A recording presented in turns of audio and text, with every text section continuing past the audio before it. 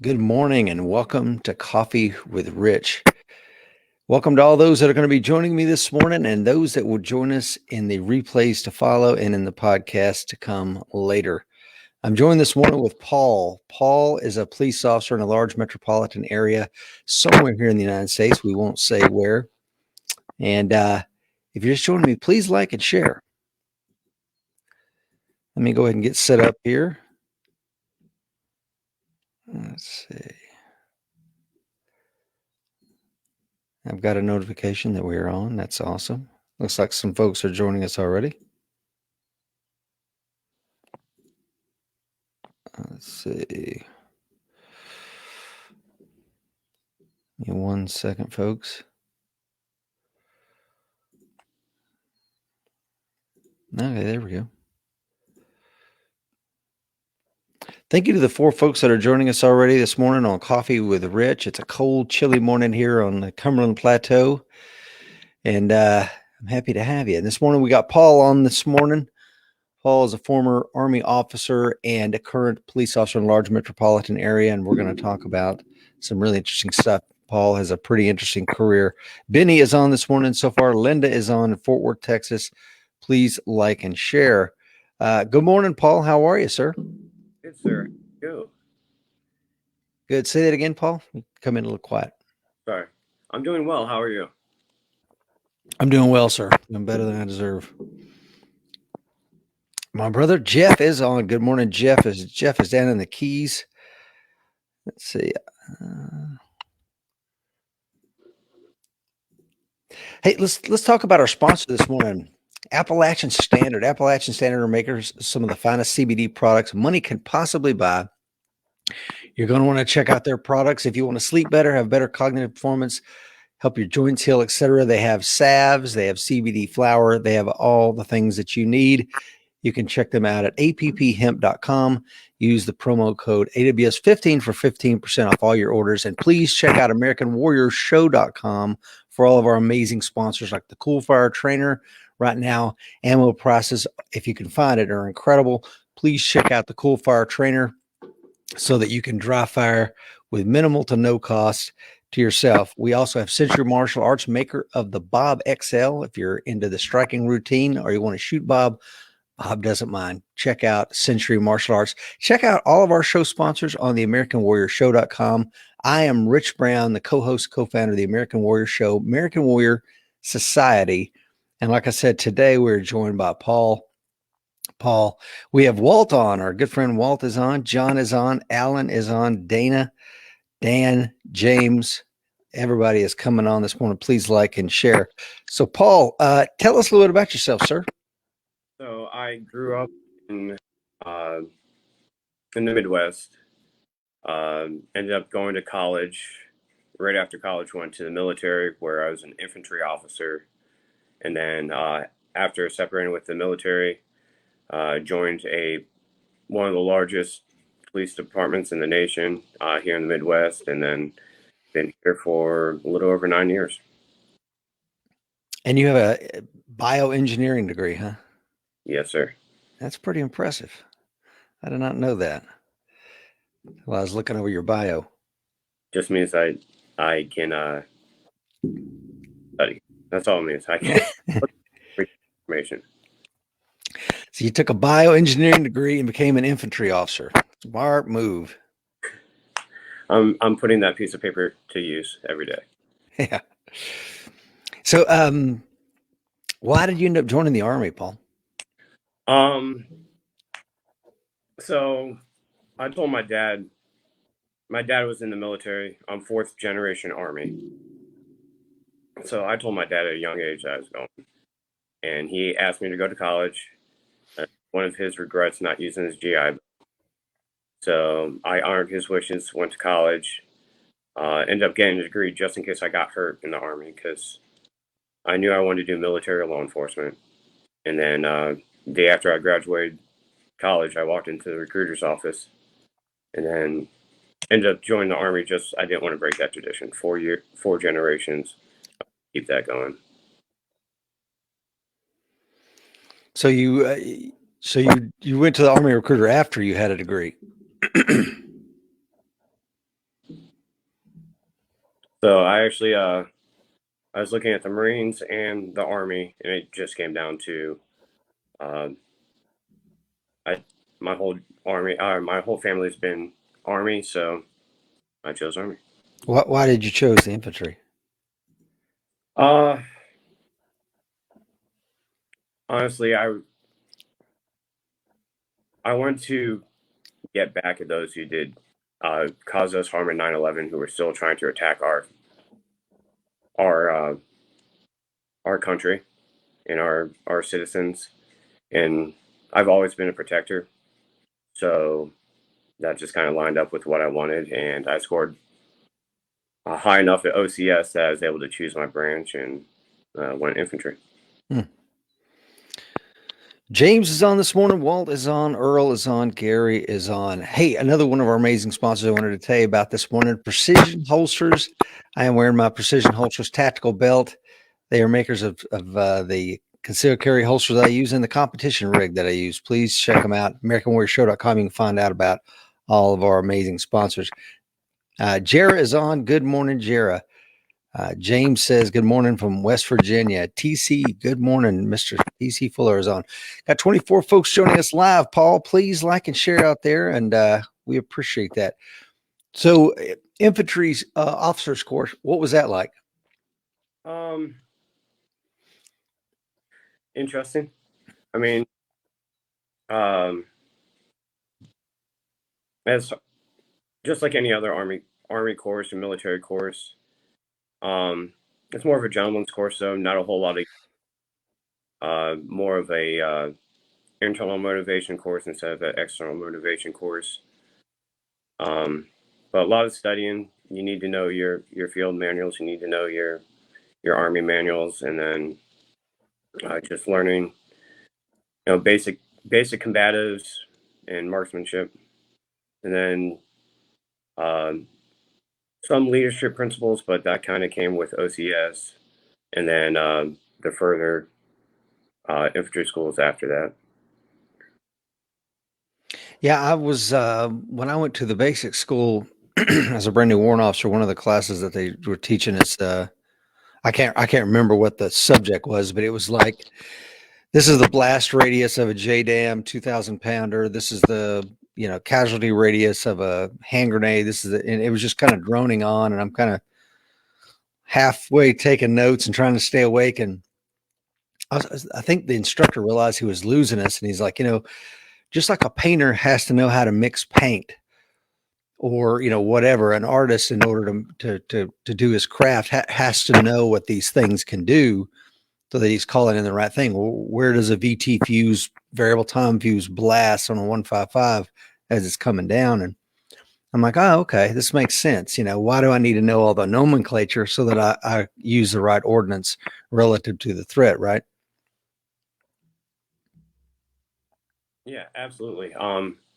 That was a big thing for us, was just knowing the weapon systems, knowing what the capabilities, um, and then actually going out and firing a lot of those, having live fire exercises, having field problems where you're at every level of the platoon, kind of getting to know those at a basic level. Um, so you at least could try to hit the ground running, but you get to your first platoon and then realize that you don't know anything. Yeah. Yeah, that's where it all starts. TC Fuller says, building 4, I remember it well. Matt is on. Good morning. He says coin number 1987. If you want to know what a coin number is, check out AmericanWarriorSociety.com to find out more. And if you're not listening to the American Warrior Show, please check out that in your Apple iTunes. So you went to Iraq a time or two, right? One time. So I was there in 2009, 2010. So I was there for the transition from Operation Iraqi Freedom to Operation New Dawn. What was Uh, the difference? Nothing. Uh, so Operation New Dawn was kind of our transition point where we were handing a lot more back to Iraqis. Um, but as far as the operational standpoint, um, there wasn't a whole lot of direct action by the time I got there. is more taking rockets frequently, and a lot of IEDs or EFPs. But most of our job at that point was either taking around the reconstruction teams, the State Department individuals who are helping to rebuild infrastructure over there, or just once I moved from my infantry platoon to my battalion commander's protection detail, it was all key leader engagements um, and meetings. Yeah. How did you end up on the PSD? Um, my battalion commander just came to me one day and says, "Okay, well, we're moving you, and here's where you're going."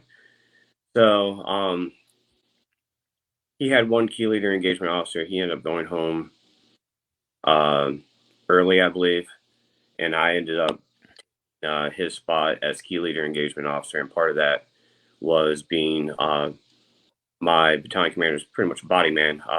I was the only one in there with a lot of the meetings with these Iraqi officials, whether they were tribal leaders or government figureheads or like their army uh, generals. It's usually just me, my battalion commander, and then their equivalent. Yeah. Now, did you go to any special schooling for that, or that was just on the job training? How'd that work out? Job training. Good stuff. So you did your 4 years and got out, right? Correct. Did you ever consider staying? Um, at times, but I was really feeling like God was pulling me in a different direction. Um, I was single when I went into the military, and ended up marrying one of my childhood best friends, and being away all the time, and knowing that I'd be away from my family, and seeing how hard that was for the sacrifice that a lot of our soldiers and service members have to do, and their family members. Um, I wanted to be there for my kids and for my wife. So it was a hard decision, but I ended up getting out, joining the police department. So at least now I get to come home every day. Mm-hmm. Yeah, I get that. Gal is on from the Philippines. Good morning. Tiny is on. Matt is on. Good morning. Good morning, folks. Hey, please like and share. Got 22 folks joining us live on a cold Friday morning. Thank you, folks. Yako, good morning, sir, from South Africa. Good to have you on. Maybe we can get Yako on sometime on Coffee with Rich. I think he'd make a really interesting guest. So let me ask you this. This is one of the things I've been asking folks for a year now on Coffee with Rich, because everybody we've had on here have either served in the military, current or former. They've been a police officer. They've done something where in their career they've been an instrument of state-sanctioned violence. They've used it professionally, and one of the things I'm always interested in is what is your take on that? Take on just state sanctioned violence, or the fact that violence has to be used. Well, either one. I think they're both valid questions. So, it's a sad part of society, in the world, that violence has to be used. Evil exists. If at this point in age, especially after 2020, if you don't think that evil exists, you're hiding in a cave or under a rock somewhere. Um, and I've had to use it in the Army. I've had to use it with the police department. Never maliciously, but the only way to stop violence. Um, Sometimes you could talk them down. Most times, you have to meet violence with violence to stop the threat. Yeah, I'm glad you said that. Sometimes you I think we always try to use the least amount of force necessary, right? Oh, absolutely. You never want to have an excessive force situation. Um, you know, Especially as a law enforcement officer, Like, you don't want, my job is, in my, never hurt the individual. Like, I want to get them stopped as quickly and as efficiently as possible, to minimize the injury on them and minimize the injury on myself. If there's a crowd, or if we're in a, someone else's house, a victim's house, we don't want anything in there to be damaged if we don't have to. It just goes better for everyone if you can be very efficient in what you're doing. Yeah, and I find that the more inoculated one is to violence, the less likely they are to overuse it. Would you agree with that? Oh, absolutely. Yeah. It's it's it's funny to watch, because you'll see, in training scenarios with recruits, how they will go from 0 to 100. There's no separation there, and usually those first couple of like red man or hitman scenarios go. There's always excessive force. Well, I shouldn't say always, but a lot of times there's excessive force. But as they get more comfortable um, with talking and with the tools on their belt, uh, things they're able to slow things down. And you see that um, with officers on the street who have a either martial arts background, or who have just been on the street work. I work in a one of the worst parts of my city, um, and so you get used to having to use force a lot. Especially, I'm 5'6". People look at me all the time and decide, you know what, maybe. Um, so the more inoculated you are, the better you are at it, the less you use it, because you know that you don't have to go and you don't have to put hands on until this certain point. Um, and a lot of times, just talking with people, you can at least bring them down to a point where you don't have to use force. Yeah, I had a similar problem. I didn't realize you were that short. I obviously met you, but I don't recall you being shorter than me. But yeah, I was probably 165, 170 pounds, 5 foot 8.5, working at nightclubs for years. And like you said, I remember one of the head of security. I was thinking about running a marathon, and so I was losing all this weight. I was running, at least 5 miles every single day. And finally, the head of security is like, "Rich, the smaller you get, man, the bigger the problem we're having." And there's a lot to be said for that.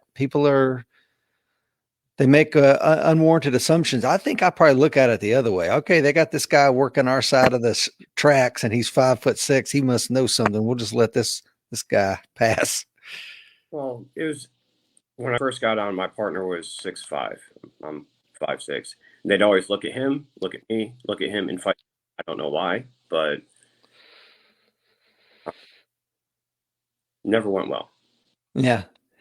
And we hired a guy one time at one of the clubs I worked. He was 6'9", and he was just he was a big teddy bear, man. And one night, this little Puerto Rican kid that was about 5'4" literally leaped off his feet, and before his feet hit the ground again, he punched the dude like 3 times in the face, gashed his head wide open, and he quit that night. He was mentally, he wasn't in a good space, and you could see that because when a fight would break out, he would start picking up beer bottles off the table instead of helping us get folks out of the club.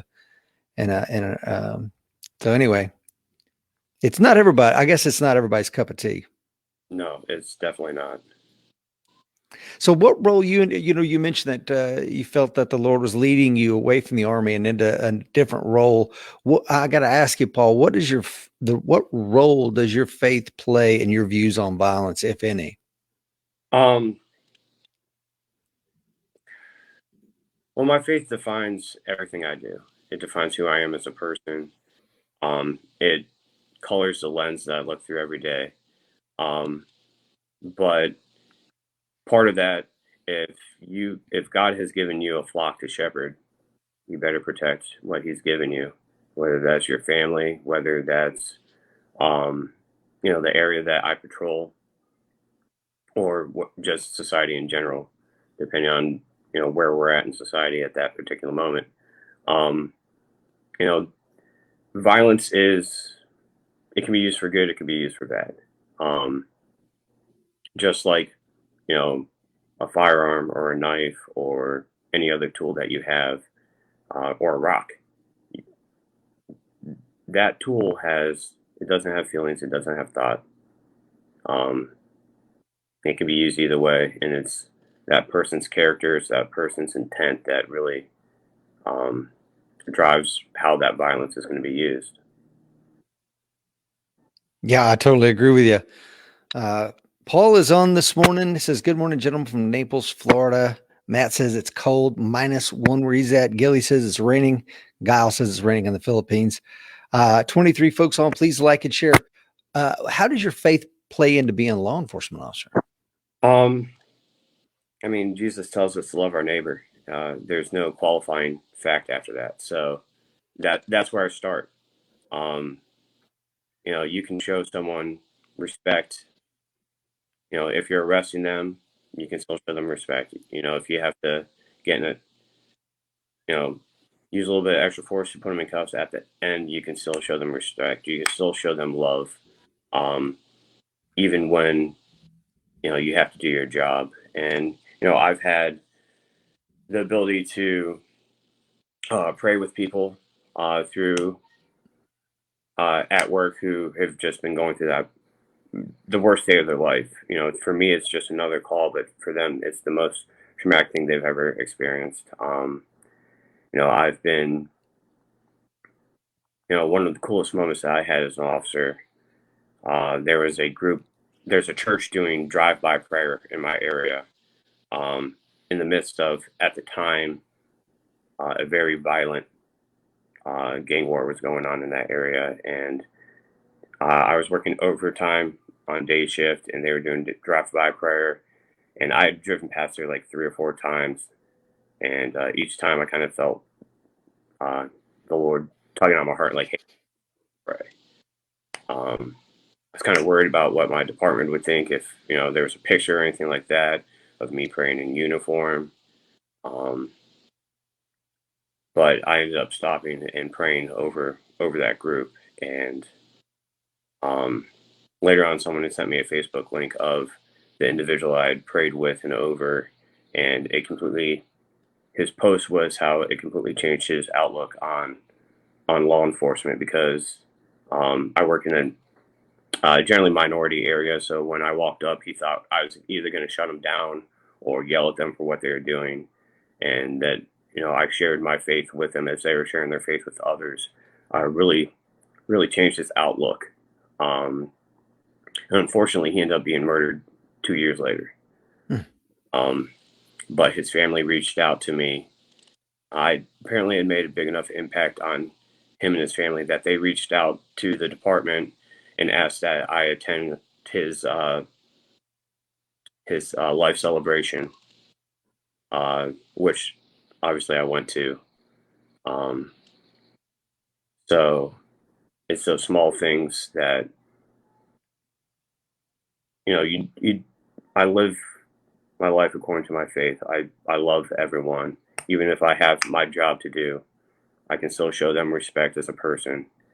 Um, and then you have times like that where it just changes someone's outlook on life. Yeah. Yeah, I like that.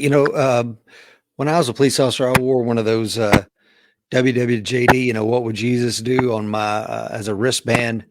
And I felt that was a good way to keep, and people would see that sometimes like, oh, I like that. I like seeing officers wear that. And sometimes it was just a reminder for me when I'm wanting to be um, maybe more aggressive than I should be when dealing with somebody to, hey man, throttle it back. What would your savior do?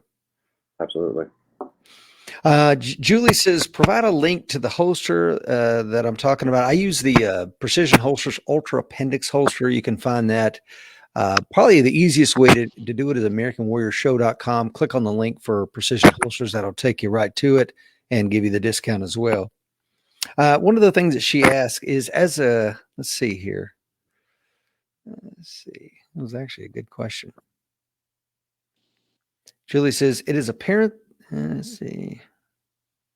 How do we stop the bias toward Christians as the persecution is real? If this is a question to examine now, okay. If not, thank you. What are your thoughts on that? I don't think you're going to stop it. If you've read the Bible, it only gets worse from here. And unfortunately, that's just a reality. But I know in my co-workers and family members who aren't Christians, we've had some long conversations and some heated conversations. But it just comes down to relationships. No matter how mad or how they wanted to treat me because of my faith, I just loved on them. And that relationship, one in particular at work, we were co-workers. We rode in the same car for a long time. We had a falling out because of my faith versus his beliefs, and I continue to love on him, and now our relationship is stronger than it ever has been. Yeah, and we've talked a little bit about violence so far this morning, but I also want to talk, one of the things that whether you're an Army infantry officer or you're a police officer or whatever, it's not just about taking life or endangering life. It also can be about saving lives. And one of the things that's amazing about you, your department recognized you. I think you had 2 tourniquet saves in like 2 weeks. Am I saying that correctly? In 7 days. 7 days. Wow.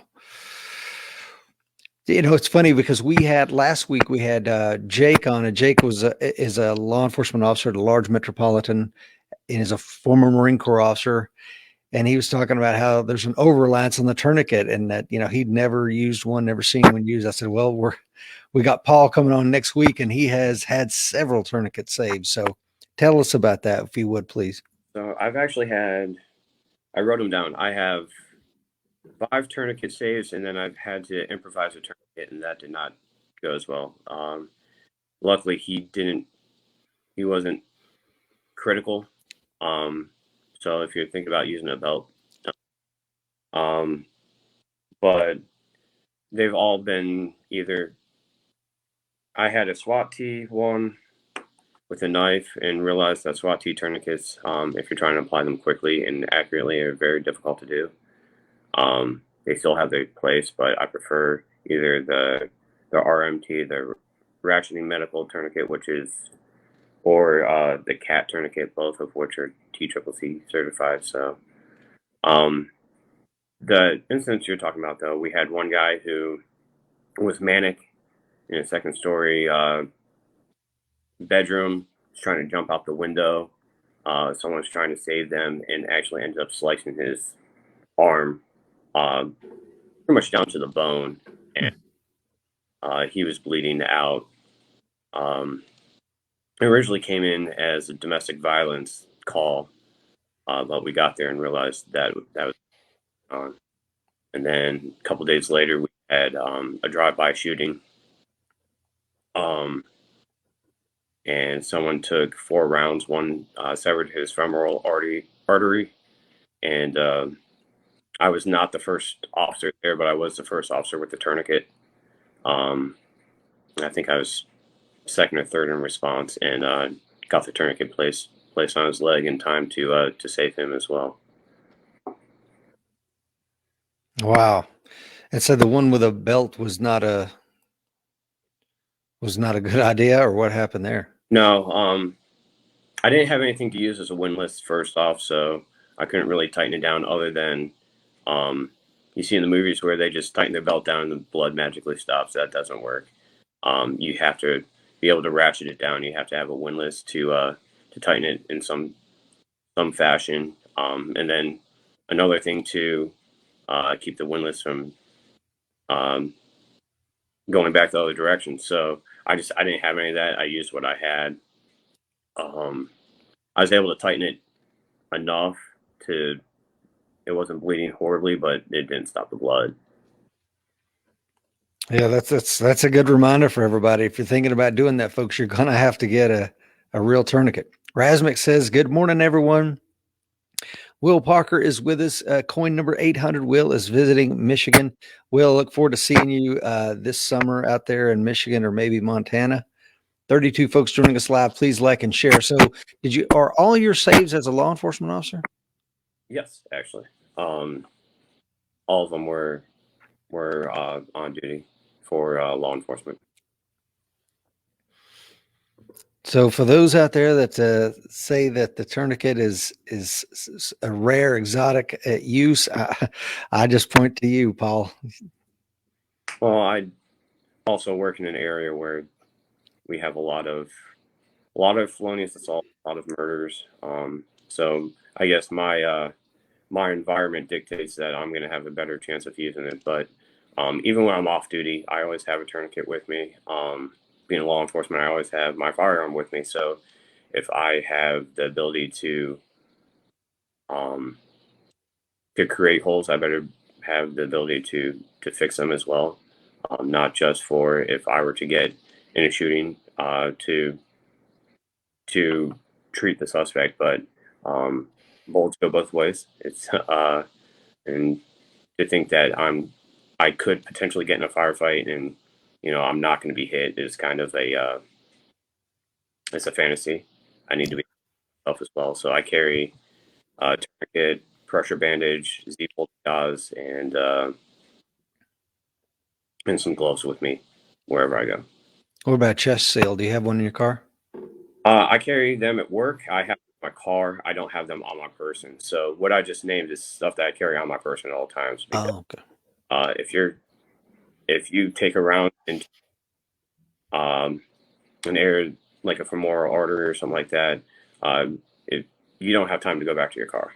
And that's one thing I've learned through using tourniquets at work is you don't have that minute to run back to your car and find it. It better be with you, and it better be with you right now. Yeah, absolutely. Julie says, I think we should all have one. TC Fuller says, Will is in Michigan. His mustache is back in Montana. Gerald is on from Oregon. Coin number 952. Jason says, well, tourniquets have gotten a lot easier and more effective. Back in my day, they were taught as a last-ditch solution. We're so much smarter about trauma nowadays. Yeah, totally. When I went to boot camp, they were still teaching you take out your triangular bandage, tie a knot in it, get a stick, and crank down on that. But because they didn't want you to carry one because that was just a fear, that unfounded fear of using those things. Well, even when I went through, the Army's basic medical course, that was 2007 or 2008. They were still teaching, the magical hour. If you don't get, you have to get them there so the tourniquet comes off. Otherwise, they're going to lose their limb. That's not the case. That's been proven over and over again. Not just, especially with the global war on terror, our trauma medicine has just gone through the roof as far as what we can do and what we know. Unfortunately, there's been a lot of tourniquet uses, and we've gathered a lot of data from that.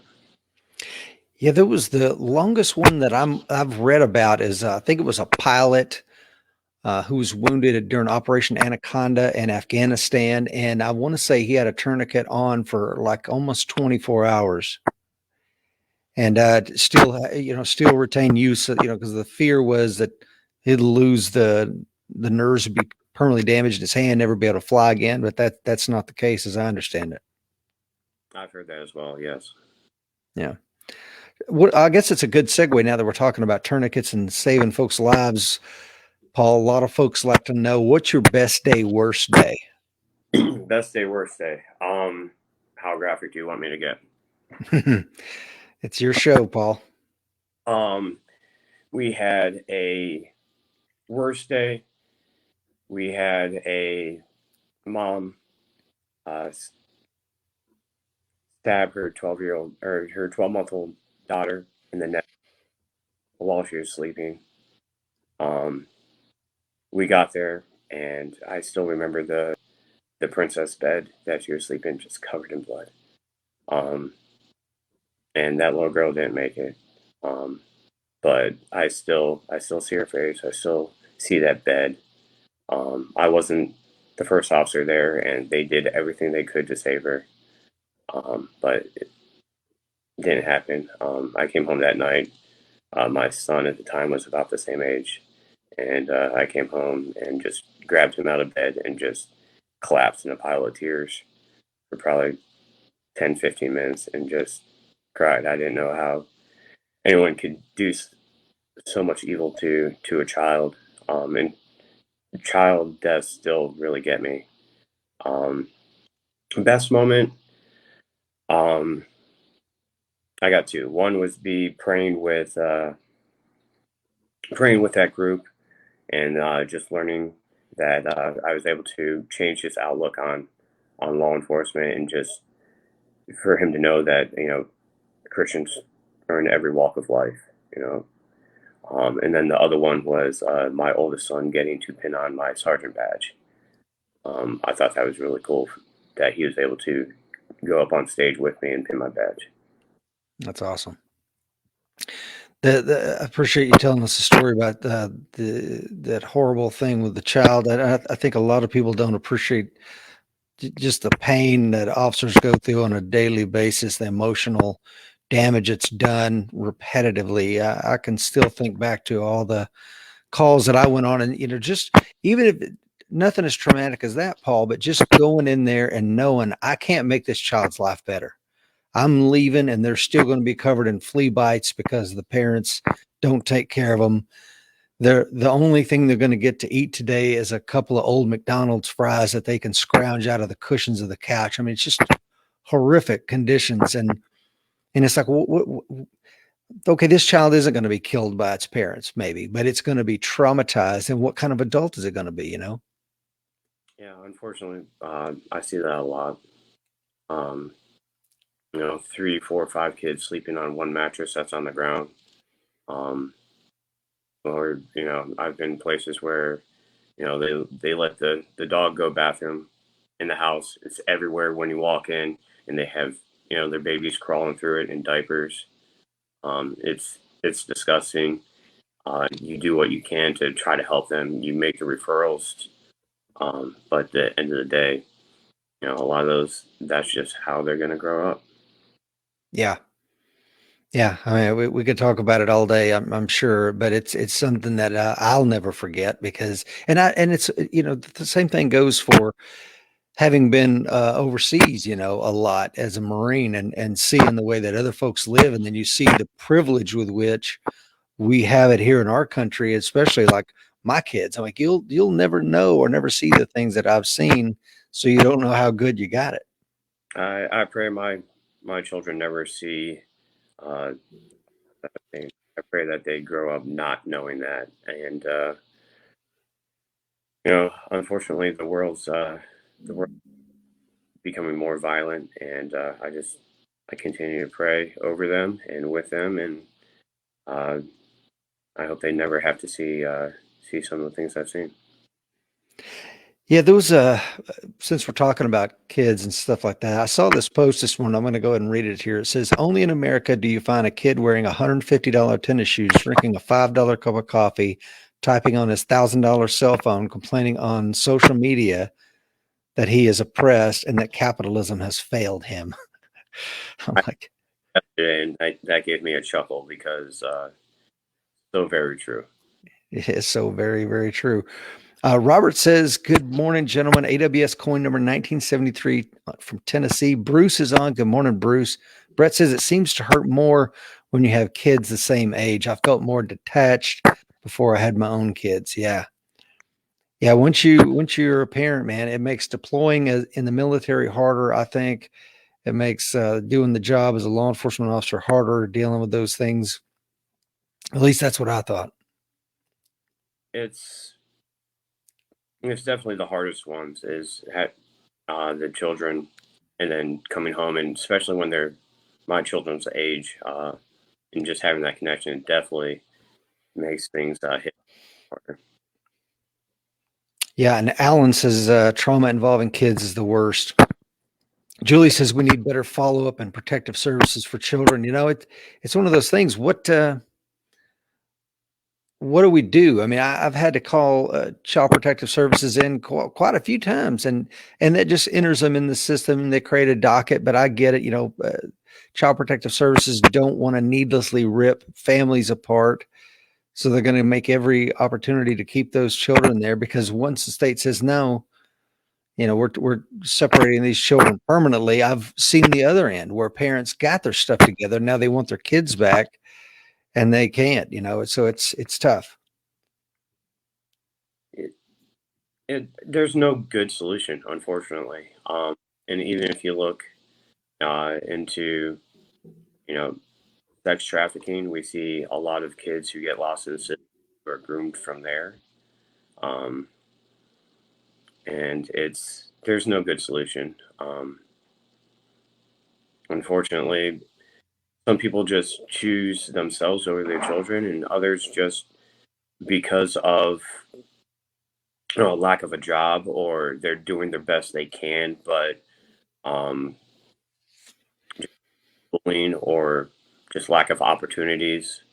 They're doing the best they can, but they still live in uh, live in a way where the children are neglected. Not that they're trying to do that, but they have to work 2 or 3 jobs to make ends meet, and those children just aren't getting that time with the parent that they need. Yeah.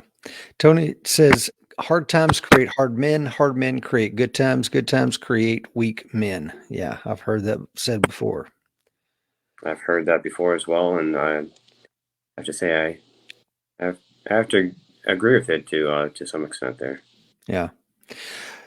One of the other questions I wanted to talk to you about, Paul, is, what is the current unrest that we've seen in 2020 and so far in 2021? What has it taught us about the nature of conflict and where all this is going? I've thought about this because I was downtown. It seemed like a month straight. It's probably about a month straight with the riots that were going on here. Um, and for the most part, a lot of, can't say exclusively, but I was seeing people from not within the city. Either they were bussed in, or they were from the suburbs in there. People who don't live downtown, who were making claims that from areas that they've never been to and wouldn't visit. Um, but when I went back to the area that I patrol, like I said, high crime, high drug, high violence area. Um, we have people telling us, thank you for being here, thank you for still showing up, even though you're dealing with what you're dealing with um, away from here. And it comes down to relationships. Um, I've told people before, policing it's weird because the better we do as a profession, the more people think that they don't need us, because we're keeping the violence and the evil away, and they think it doesn't exist because they don't see it in their daily lives. Where the area that I work, they see it every day, so they're thankful that we're there. Now, obviously, you have your criminals and those who just don't like us because we're keeping them from doing what they want to do. But for the most part, there's um, a lot of really good people who live in my area that I just don't come in contact with because they're doing them. They're living life. They just want to be left alone, and I'm doing my best to let them live their life the way they want to. Yeah, great point. As far as where this is going in the state of affairs, I don't know. I think social media plays a lot of part of it. Um, you can show a 5-second clip of something, be like, oh, well, this is wrong. Well, if you don't know police tactics, if you haven't read use of force law, um, if you haven't ever even been in a violent encounter, like there's no good way to arrest someone who wants to be violent. There isn't. It always looks bad. Um, you know, even when you have years of martial arts, um, there's still going to be times when it just looks ugly. Um, and, in a couple of minutes, you can have a million views and people making comments and taking things out of context. Um, where if you show, I think if people were slow down and get all the facts first, even when people ask me, "Hey, have you seen this video? What do you think?" I'm like, "I've seen the video, but I'm not making a call on it yet. I don't know what the call for service was. I don't know what the person's mental state was. I don't know everything that led up to it. Did that person, do they know who that person is? Have they had violent encounters with him in the past? Does he have a murder warrant out for his arrest that, just dropped that they know about, but he may not? Um, there's so many factors into it until we know all the information. Uh, you can't make a ruling on it. And I think that's where we're at right now, though, with social media, is everyone wants to make that decision and get angry and go act out when really, wait for the facts. I tell my children all the time, uh, you have to make your decisions based off of facts and information, not off emotion. Because if you make your decisions off your emotions, it's going to lead you down a bad path. Yeah. Yako, and I hope I'm pronouncing your name correctly. Another South African said it's pronounced Yako. So Yako says, facts don't matter anymore. It's about creating sensation. And that's true in an age of clickbait. I mean, we want that, but unfortunately, it's like you said, Paul. It's tearing the country apart because they don't have the contextual background to make a good call. And in an age where we want instantaneous news, uh, they'll jump to all kinds of unwarranted assumptions about what they see. Not only that, people create their own echo chambers. They have preconceived notions. They hear that police are just out to kill a certain race, so that's what they color their lens by. That's what they view the world by. And anytime they can see something um, that shows that they're right, they're going to look at that. If there's any information that points the other direction, they're not going to look at it. They don't want that information. People want to be right, um, and they don't want to be held accountable. Everyone talks about their rights, but no one talks about the responsibilities that come with those rights. Yeah, well said. I mean, we've talked about it here before. And when I had a podcast with Justin Carroll, former MARSOC operator, we had a podcast called Across the Peak, and we did an entire show on the top 12 cognitive biases you need to be aware of. And one of them, of course, is confirmation bias. And anytime I read something that conforms to my own biases, I immediately pause and let me get more facts, because this cannot be what I think it is. But I think a lot of people don't take an intellectual pause and seek out another side of the story before they rush to the conclusion. Oh, absolutely. I mean, and like I said, my faith is what I base everything off of, all my decisions. And when the Bible tells us that the first person always seems right until someone comes along that refutes them. And I try to always make sure that I have the facts before I make the decision, at least as much as I can gather at the time. I don't want to jump to conclusions. I think we've all made those snap judgments and then found out that uh, we were absolutely wrong. And it's something that we need to learn as individuals, but we need to learn as a society as well.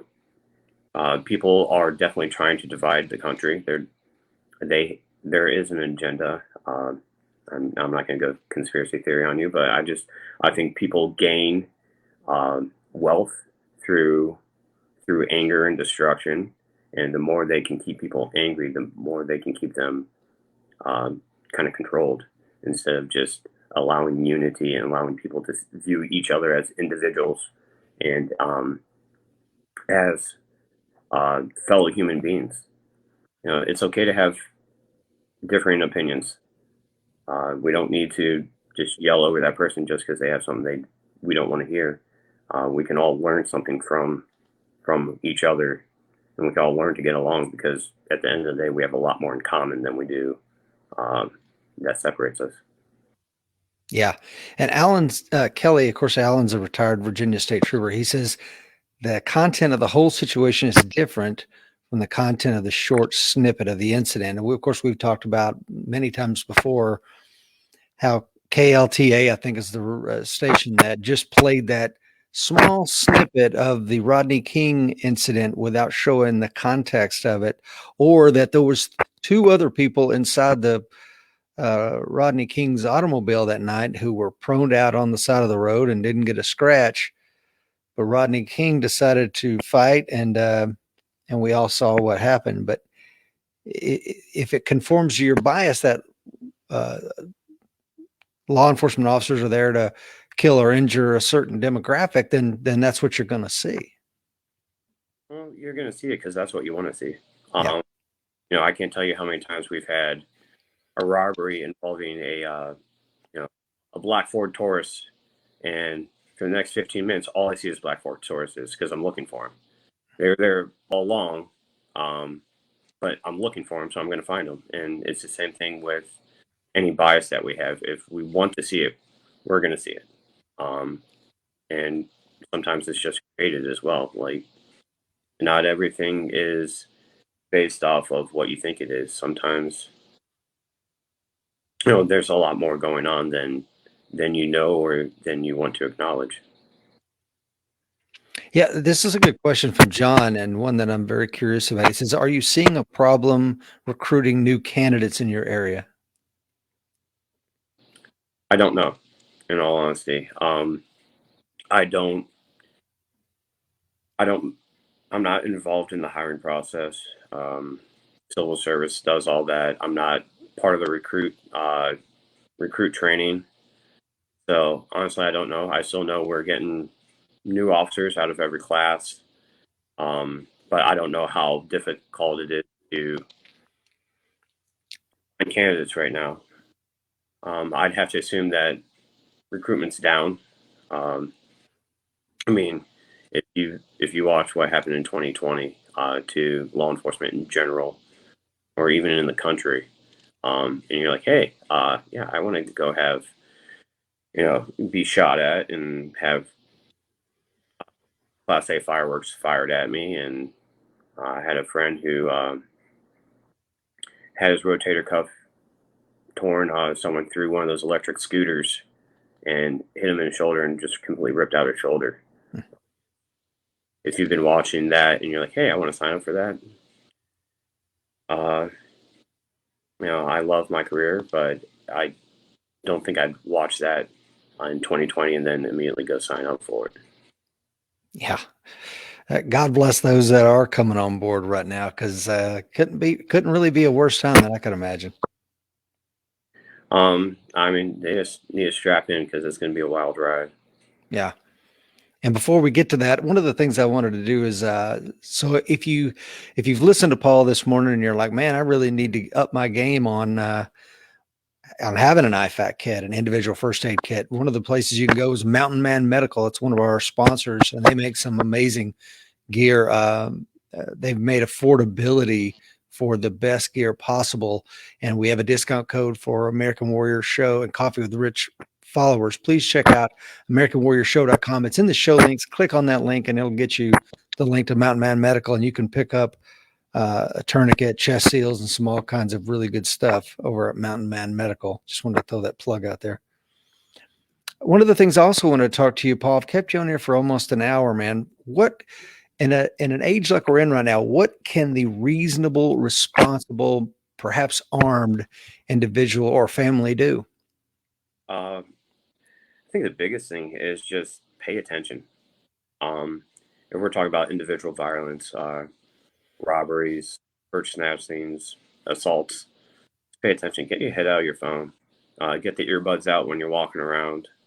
Um, it's amazing how if you stand up straight and look left and right a couple times, walking from the grocery store to your car, you have pretty much deselected yourself as a target versus that person who is kind of slumped over with their face in their phone walking to their car. Um, Beyond that, you know, stay armed. I get asked a lot as a law enforcement officer, do I think the public should be armed? What do I think about guns? Uh, Personally, if you can be armed, be armed. I have no issues. I've never had any issues with a CCW holder who is licensed causing me any issues. If you can legally be armed, be armed. Get training, and not just firearms training. Get medical training. Get uh, ground fighting. Go or boxing. Some kind of um, unarmed self defense. Even if it's just a women's self defense course from the local law enforcement. Um, you know, that's probably going to be the easiest thing because most of your assaults or most of your violence isn't going to be a weapon solution, anyways. It's going to be, hit them twice, yell, make good witnesses. You start yelling a lot, people are going to look and see what they're doing, and that's going to dissuade a lot of people. But that's probably my best advice.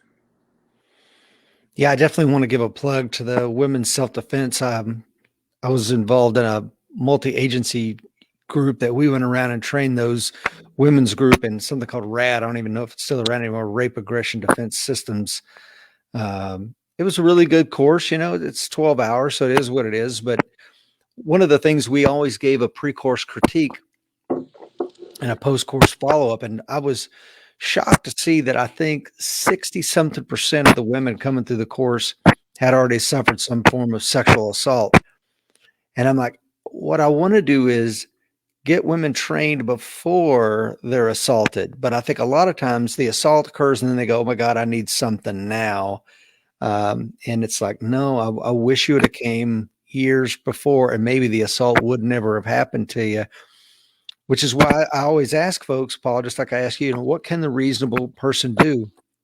And I like your answer, be armed if you can be armed. But of course, being armed isn't just with a firearm, it's being armed with knowledge, right? It's being armed with and knowing how to use that tourniquet. You can carry one, but if you don't know how to use it and you've never practiced with it, it's not going to do you much good, is it?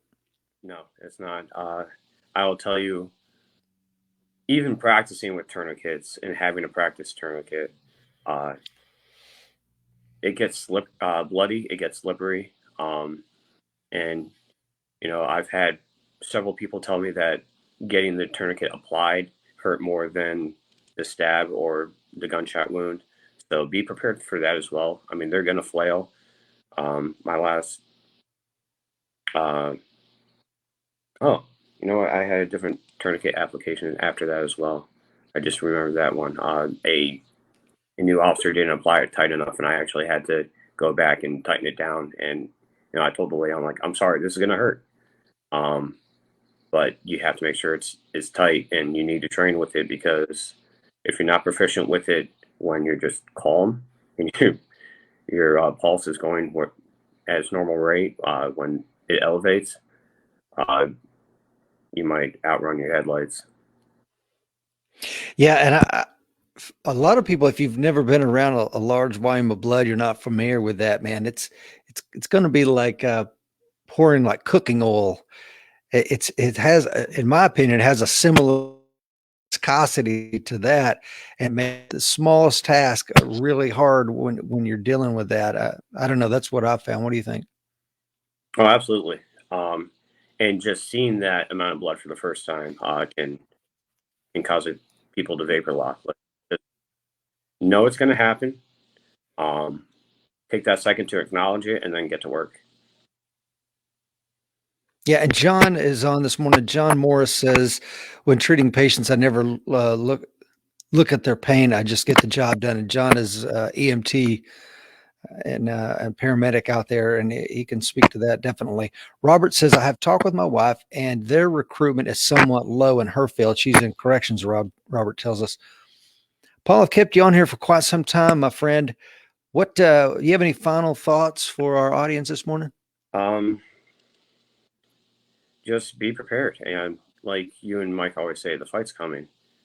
Um, do what you can left of Bang to prepare yourself for civil unrest or just individual um, attacks. We're seeing uh, right now my city is sitting at 26 murders already this year. Violence is up, um, and unfortunately, that's just a with be prepared mentally, physically. If you're not in shape, do what you can. Um, and you and I talked, I think last week or the week before. I had to do CPR on a. I was working at a drug rehabilitation center, and we had someone fall out with cardiac arrest, and it was 8 minutes of CPR, and that alone that's a workout. Like if you don't think about that, you know, it could be a family member that falls out, and if all you have in you is 30 seconds of CPR, you know, you're gonna live with that. Yeah, and I want to say that one of the things you said was someone had started it and they got winded and you had to take over or something like that. Well, I had started it, and they offered to take over to give me a break. Um, but is one of the employees CPR trained, but just out of shape. And 30 seconds into it, he wasn't able to push hard enough or fast enough to keep the heart going at the proper rate, and tapped out. He had 30 seconds in him, and then um, I went right back to work. And I was sweating and out of breath by the time the medics got there and took over. But um, if that's your family member and all you have to give them is 30 seconds, you know, that's going to be with you the rest of your life. Like, do what you can now, even if that's walking up and down your steps a couple of times a day, or, curling a can of soup. Start somewhere, um, and get yourself ready, because it's not just mentally and physically as far as skills, it's physically as far as being able to survive it, because there's no use in getting all this training if you're not going to last the duration of whatever you're facing with. Man, that is so good. And that is really everything in life. We say this routinely, but I'm going to say it again. The best gadget you can buy for your gun. Everybody's, is that new Holosun sight good, or should I get the Romeo this optic and da da da da, or this trigger or that? I'm like, hey man, get a gym membership and go. When we get done here, I'm going to get on the spin bike and wear it out again. And I was amazed the other day. I did a spin class, and there was a 20-something-year-olds in there, and I got off the spin bike and started doing calisthenics, and they were just smoked. And I'm like, I'm 51 years old. I shouldn't be in better shape than you 20-something-year-olds. It's just amazing. Yeah, and you know, it amazes me, especially we've all seen the fat cop. I'm like, dude, like, just don't show up, because you're not there anyways. If you take a round, I'm not going to be able to save you. As good a shape as I'm in, I'm not going to be able to drag you. You're not going to be able to drag me. Um, and if I get in a fight, now I have two people to protect instead of just me. Yeah. Let's see here. Julie says one of your best guests. I agree. Thank you, Julie. Very fortunate to have Paul on. Yako says fitness is key in all aspects of life. He's absolutely correct. John says, this is John Morris, our paramedic here. He says, glad you mentioned CPR. Everyone should get certified. Absolutely spot on. And he said, you should switch every 2 minutes, no matter how good shape you're in. That's probably a good idea, just to give someone a break. You don't want to have two folks needing CPR. Unfortunately, we just didn't have anyone else. It was we had one person stabilizing his head, because he had a mini seizure as well. We had one person who had a CPR bag that was pumping air, and then it was just me and the other guy, and he was useless. And that's one of the things, man. You're really on your own in a lot of instances, or prepare to be on your own for a long period of time before the cavalry arrives. They will eventually get there, but it's going to take a long time. Plan for that, right? Oh, absolutely. There's a shoot house here in a couple hours away from me, and as you walk into the shoot house, um, it says everything's your responsibility. No one's coming to save you. Um, and that's a good mental uh, reminder as you're walking into a force on force scenario using UTMs or something like that. But it's also just a good reminder in life. And everything's your responsibility. Yeah, you're gonna have to prioritize. You're gonna have to. There's gonna be a lot of tasks in whatever you're doing. You got to find the priority, knock that out, and keep going. And your fitness is what's going to. I can't emphasize that enough. Just being through a lot of the experiences I've been with the military and with law enforcement. Um, I my wife gave me a wake up call a couple years ago when she told me I had my dad bod going on, uh, and she didn't mean it mean, but man, that hit me. And I was like, okay, well, time to get back to work because I apparently not working hard enough. Yeah, we all need to hear that. It's funny you say that. My wife the other like she looks at me. I'm coming out of the shower and she's like, I think I like the dad bod. I'm like, oh, if that's supposed to be a compliment, it stings. It's hard. Yeah, well, I'm a little older than you, Paul, but still, I need to get working on this dad bod a little bit harder than I have been. So I think we all, especially after 2020 and being told we can't go anywhere, that hibernation body has really shown up. Yeah, no doubt. Well, Paul, thank you for being a guest on Coffee with Rich this morning, my brother. It has been an awesome show. I would say where can people find you, but I think we're doing the best to be very ambiguous about where you're at. You're not someone who's out there on social media much, and I'm sure you probably like it that way. Yeah, I try to just for safety of my family, I try to stay uh, as hidden as possible when it comes to social media. But I am absolutely honored and humbled to be on your show. You've had some amazing guests, so when you asked me to be on, I was a little shocked. I'm just especially when you got people like Cecil Birch coming on here, and then being like, "Hey, you're a street cop. Want to come?" Well, I think anything that I can do to one get information out there to other armed Americans, folks that really do care about their country, and also celebrate and appreciate what you thanklessly do day in and day out. And a lot of folks that have been on the show, man, I just can't thank you enough for what you're doing for your community, brother. I love it. It's a calling. Even with the way things are now, I still love my job. I still love being able to help people and walk with them through their worst days of life. I'm sorry that happens to them, but if they have someone there who's going to show them compassion and love, I'm going to do what I can to get them through that.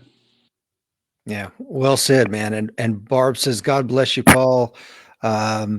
Gerald says, "Thank you. You're doing a great job," and I agree with that. Paul says, "Thank you for another great show and always showing your great faith in our Lord and Savior." And so, yeah, man. Thanks again, Paul. I appreciate the time. Yeah, folks out there, we appreciate you being on this morning. Coffee with Rich. If you're watching the replay or listening to a podcast, I really appreciate you being on this morning. God bless, and remember, the fight is coming. Be ready. Yes, sir.